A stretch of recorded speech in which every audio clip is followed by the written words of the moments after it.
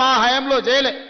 ఆనాడు మీరు పనిచేస్తే ఆనాడు బిల్లులు చెల్లించండి. ఆయన మీలాకటి బిల్లులు చెల్లించనివి 1,29,000 కోట్ల రూపాయలు నా నెత్తి మీద అప్పు మోపి పొయ్యిండు. మొయ్యలేనంత భారం, నడుము వంగిపోయే పరిస్థితి ఉంది. దాదాపుగా 60,000 కోట్ల రూపాయలు కాంట్రాక్టర్లకు బిల్లులు పెండింగ్ పెట్టిపోయిండు. ఉచిత కరెంటు బిల్లులు 20,000 కోట్లు విద్యుత్ శాఖకు పెండింగ్ పెట్టిపోయిండు.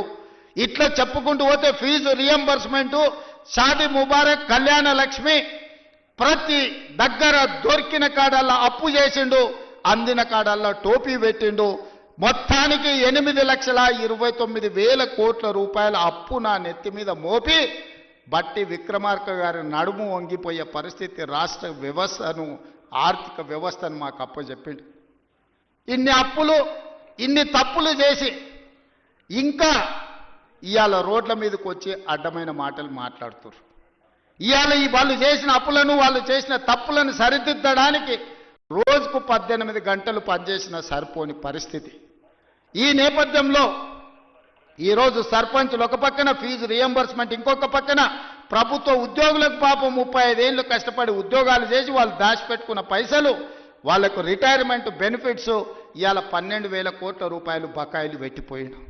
ఎవరైనా నమ్మకంగా ప్రభుత్వం దగ్గర పనిచేసి 35 సంవత్సరాల తర్వాత రిటైర్ అయిపోతే రిటైర్మెంట్ బెనిఫిట్స్ ఇవ్వాల్సిన పరిస్థితి ఈరోజు రాష్ట్ర ఆర్థిక వ్యవస్థ దెబ్బతిన్నది.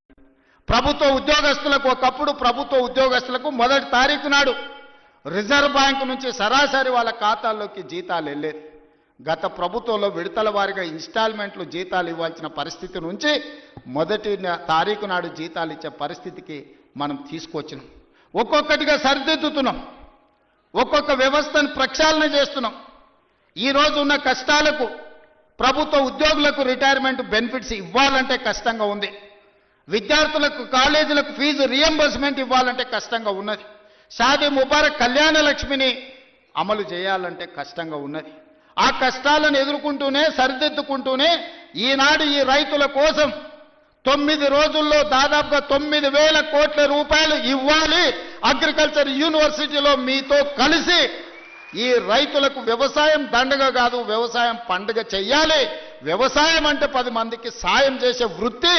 వాళ్ళు కష్టాలలో ఉండి వాళ్ళు కాలిపోతున్న 10 మంది కడుపు నింపాలని ఏ రైతాంగం కష్టపడుతుందో ఆ రైతాంగానికి రైతు భరోసా పథకం ద్వారా ఈనాడు ప్రారంభించి 9 రోజులు తిరిగే లోపల దాదాపుగా 9,000 కోట్ల రూపాయలు, 1,49,00,000 ఎకరాలకు 70,11,984 మంది రైతులకు రైతు భరోసా పథకం కింద నగదు బదిలీ చేయడానికి ఈరోజు ఇక్కడికి వచ్చిన మిత్రులారా, ఇన్ని కష్టాలున్నా, ఇన్ని నష్టాలు రాష్ట్ర ప్రభుత్వానికి ఉన్నా రైతాంగాన్ని ఆదుకోవాలి. రైతు బాగుంటే రాజ్యం బాగుంటుంది.